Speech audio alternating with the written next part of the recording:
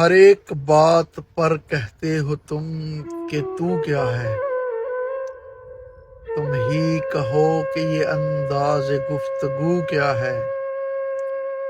چپک رہا ہے بدن پر لہو سے پیراہن، ہماری جیب کو اب حاجت رفو کیا ہے۔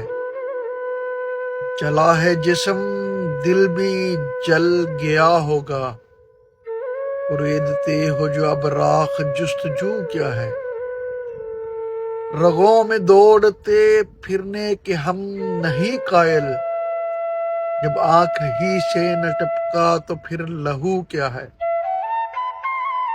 ہوا ہے شاہ کا مصاحب پھرے ہے اتراتا، وگرنہ شہر میں غالب کی آبرو کیا ہے۔ مرزا غالب کی اس غزل کو پڑھا تو بہت اچھا لگا۔ بڑے نپے تلے انداز، حسین الفاظ، مؤدبانہ دردمندانہ انداز نظر آتا ہے۔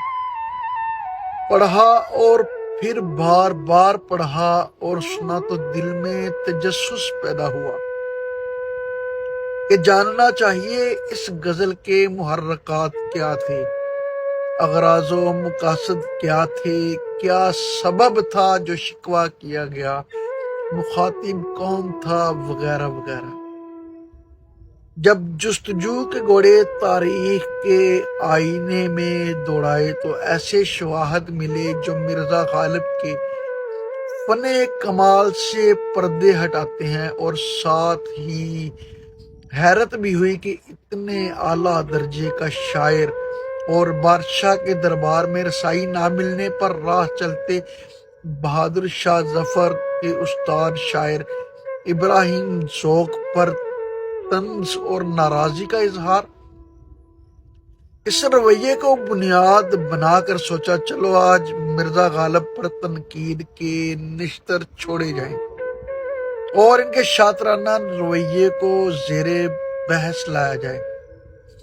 مصمم ارادہ کرنے کے بعد لکھنے کو قلم اٹھایا، کرتاس پر قلم کو جنبش دی تو قلم میرے اختیار فانی سے لا تعلق ہو کر صفحہ کرتاس پر دوڑنے لگا۔ سوچوں کا تخیل ٹوٹا، نظر تحریر پر پڑی تو دماغ میں بونچال سا آ گیا۔ دیکھا تو کچھ یوں لکھا تھا کہ مرزا غالب ایک ایسا شاعر تھا جس نے اپنا بچپن اپنی زبان کی نذر کر دیا، اردو کی ڈوبتی ناؤ کو بچانے، اردو کی ڈوبتی ناؤ کو سہارا دینے کے لیے انگریزی کی یلغاروں سے بچایا۔ اپنے انداز بیان سے فقیروں امیروں کو ذوق بخشا۔ میں نے قلم کی چال کو روکتے ہوئے کہا، کیوں بے اختیار ہو کر ایک ایسے شخص کی تعریفوں کے پل باندھ رہے ہو جس نے بادشاہ وقت کے دربار میں رسائی کے لیے بادشاہ کے استاد اور ملک الشعراء پر سر راہ جملے کسے اور آداب کی دجیاں اڑا کر رکھ دی۔ قلم نے میری بات کو ٹوک کر کہا، یہ تو اس کا انداز بیان تھا، رسائی کا بہانہ نہیں، فن کمال تھا۔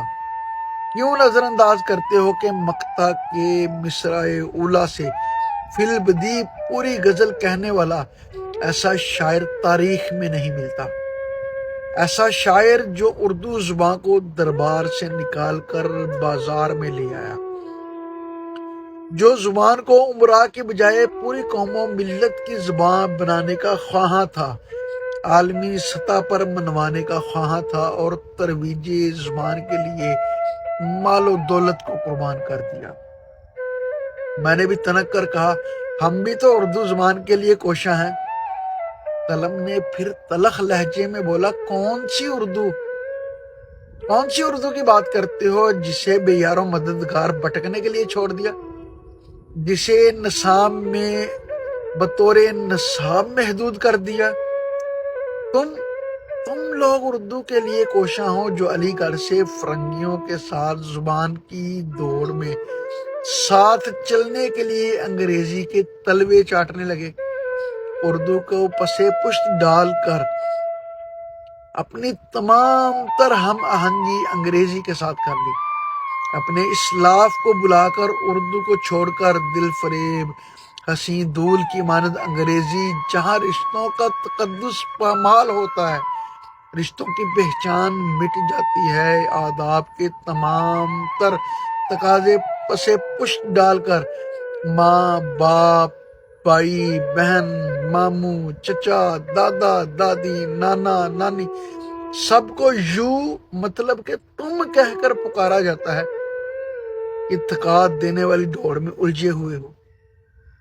اس دوڑ میں دوڑتے دوڑتے جب ناکام ہو کر منہ کے بل زمین بوس ہو کر اپنے ہی پاؤں کی خاک میں لت پت ہو کر اپنے ہی پاؤں اپنے اصل کی طرف لوٹنے کی کوشش کرتے ہو اور انگریزی کو منہ مارتے ہوئے محسنین ادب پر کیچڑ اچھالتے اور تنقید کرنے کی ناکام کوشش کرتے ہو، تو تمہارا ضمیر تم کو ملامت نہیں کرتا؟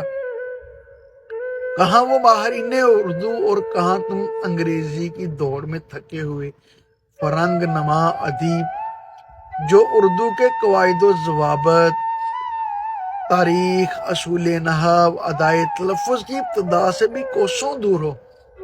نہ اسلوب تحریر کا پتہ، نہ انداز بیان، نہ فن خط سے آشنائی اور نہ اصول خطاطی۔ خدا رکھے زباں ہم نے سنی ہے میر و مرزا کی، کہیں کس منہ سے اے مصحفی اردو ہماری ہے۔